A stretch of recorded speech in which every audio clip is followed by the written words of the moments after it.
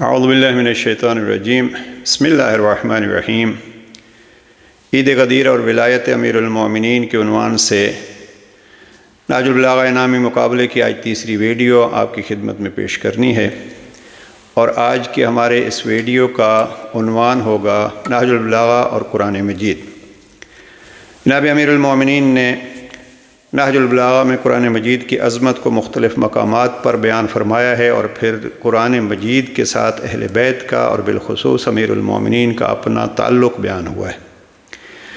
بغیر کسی مقدمے کے ہم آتے ہیں ویڈیو کے سوال نمبر 13 پہ، یعنی یہ تیسری ویڈیو کا پہلا سوال ہوگا اور مسابقے کے 30 سوالوں میں سے 13واں سوال ہے۔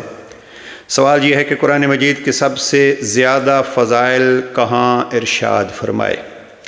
دیکھیے، میں اکثر یہ عرض کیا کرتا ہوں کہ نہج البلاغہ کے بارے میں آپ سے اگر کوئی پوچھے کہ نہج البلاغہ کیا ہے، تو میں اس کو یوں عرض کیا کرتا ہوں کہ قرآن مجید کی تفسیر کا نام نہج البلاغہ ہے۔ وہ جس کے لیے پیغمبر اکرم نے فرمایا تھا علی مع القرآن، وہی علی قرآن کی اہمیت اور قرآن کی تعلیمات کا پتہ بتلا رہے ہیں۔ قرآن مجید کے سب سے زیادہ فضائل کہاں ارشاد فرمائے؟ میں نے یہاں جو 4 موارد جمع کیے ہیں، ہر ایک مورد میں امام نے تفصیل سے نہج البلاغہ میں قرآن کے فضائل بیان فرمائے ہیں۔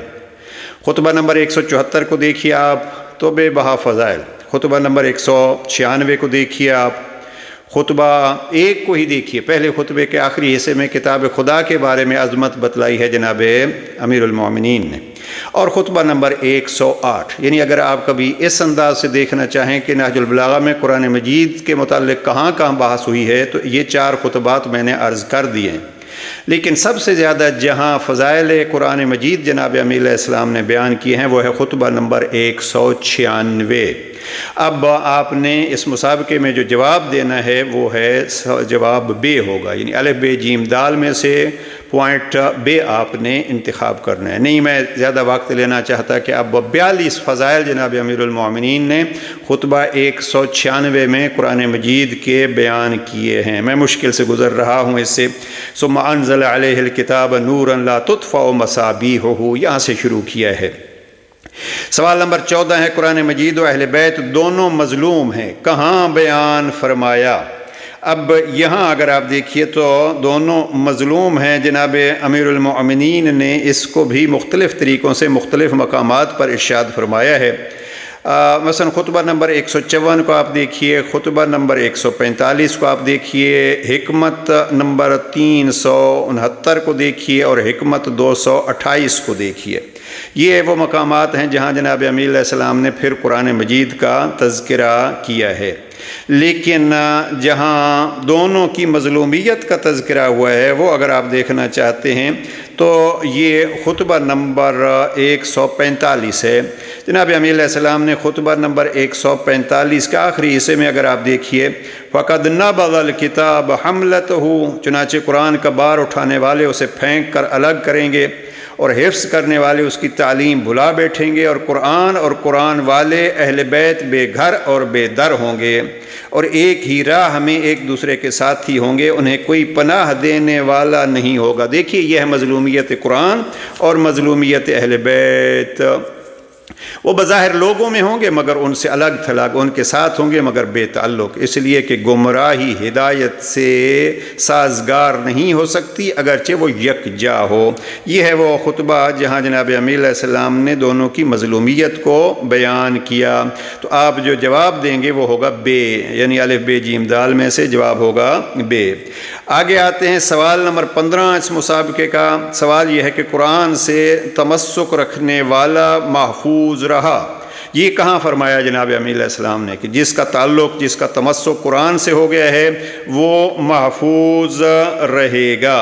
اب اس کے لیے جناب امیر علیہ السلام نے مختلف الفاظ میں مختلف مقامات پر ارشاد فرمایا ہے، لیکن مثلا خطبہ نمبر 154 کو دیکھیے، خطبہ نمبر 89 کو دیکھیے، 89، خطبہ نمبر 84 کو دیکھیے، اور خطبہ نمبر 145 کو دیکھیے۔ لیکن ہم جس پہلو کو عرض کرنا چاہتے ہیں وہ خطبہ نمبر 154 ہے۔ ہمارے نہج البلاغہ کا یہ جو افکار اسلام اسلامی کا ہے، اس کا صفحہ نمبر 437 اگر آپ دیکھیں گے تو اس پہ جناب امیر علیہ السلام نے یہ ارشاد فرمایا ہے۔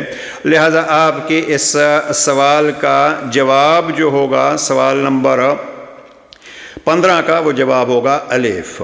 آتے ہیں سوال نمبر 16 کی طرف۔ سوال یہ ہے کہ کہاں فرمایا اللہ کی کتاب میرے ساتھ ہے؟ دیکھیے ایک فرمان ہے جناب پیغمبر اکرم کا کہ علی مع القرآن والقرآن مع علی، آپ یہ سنتے رہتے ہیں، لیکن اس دعوے کو اپنے الفاظ میں جناب امیر المؤمنین نے کہاں ارشاد فرمایا؟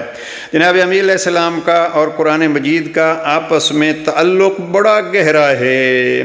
مثلا جناب امیر علیہ السلام بالخصوص نہج البلاغہ کا خطبہ کاسعہ، قرآن نہج البلاغہ کا طولانی ترین خطبہ جو ہے وہ خطبہ کاسعہ ہے۔ ذرا امتحان یہ بھی کر لیجیے اپنا کہ یہ کون سا نمبر ہے؟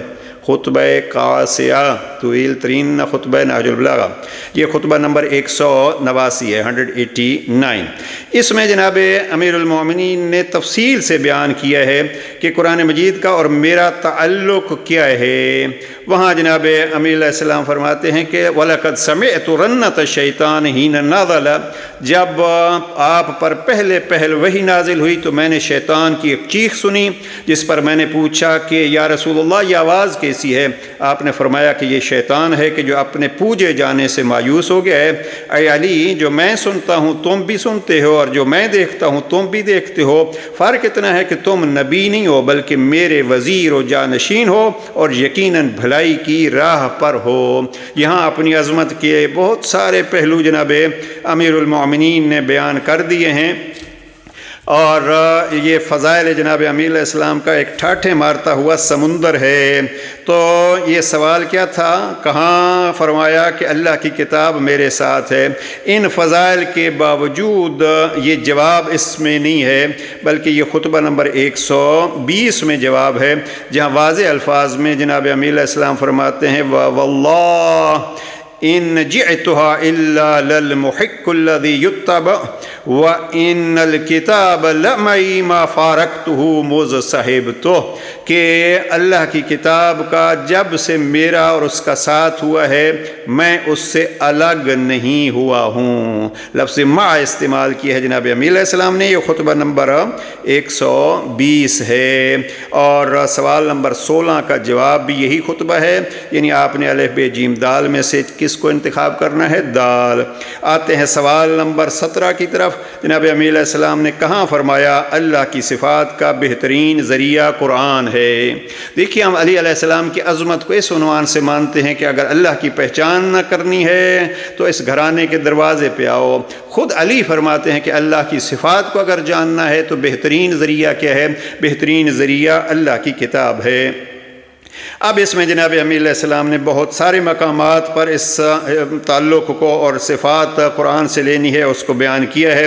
مثلا خطبہ نمبر 89 ہے، خطبہ نمبر 181 ہے، خطبہ 191 میں خطبۃ المتقین میں قرآن پڑھنے کا طریقہ بتلایا ہے، اور وصیت 47 تو آپ کا بچہ جانتا ہے کہ جناب امیر علیہ السلام آخری وصیت میں فرماتے ہیں خبردار قرآن پر عمل کرنے میں آپ سے کوئی بڑھ نہ جائے۔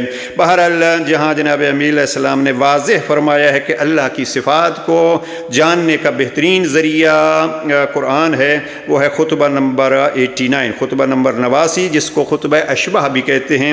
اور ہمارے اس سوال کے جوابات میں جیسے سوال کا جواب بنے گا الف، یعنی الف ب جیم دال میں سے مورد نظر خطبہ اشبہ ہے جو الف میں موجود ہے، آپ نے اس کو انتخاب کرنا ہے۔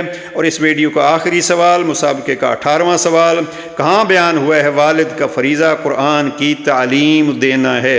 جناب امیر علیہ السلام نے اپنا شیعہ کہلوانے والوں کو بھی ایک تعلیم دی ہے، اور وہ تعلیم امیر المؤمنین کی یہ ہے کہ فقط فضائل سن لینا کافی نہیں ہے بلکہ اپنی اولادوں کو بھی یہ سکھاؤ۔ اور جناب امیر علیہ السلام فرماتے ہیں کہ والد کا یہ فریضہ بنتا ہے کہ اور فرزند کا باپ پر یہ حق ہے کہ اس کا نام اچھا تجویز کرے، اچھے اخلاق و آداب سے آراستہ کرے اور قرآن کی اسے تعلیم دے۔ یہ جناب امیر المؤمنین چاہتے ہیں کہ قرآن سکھاؤ، قرآن سے محبت پیدا کرو۔ یہ سوال نمبر 18 کیا ہوا؟ کہاں بیان ہوا کہ والد کا فریضہ قرآن کی تعلیم دینا ہے؟ ہم نے اس میں خطبہ نمبر 17، خطبہ نمبر 191، 31, خطبہ نمبر 154 اور حکمت 399 لکھے ہیں، لیکن صحیح جواب اس میں حکمت 399 ہے، اور ان 4 جوابات میں سے دال بنتا ہے، یعنی سوال نمبر 18 کا جواب کیا ہوگا؟ دال۔ پروردگار محمد و آل محمد کے صدقے میں ہمیں قرآن سے انس و محبت عطا فرمائے، اس لیے کہ قرآن اور علی ایک ہی ہیں۔ والسلام علیکم ورحمۃ اللہ۔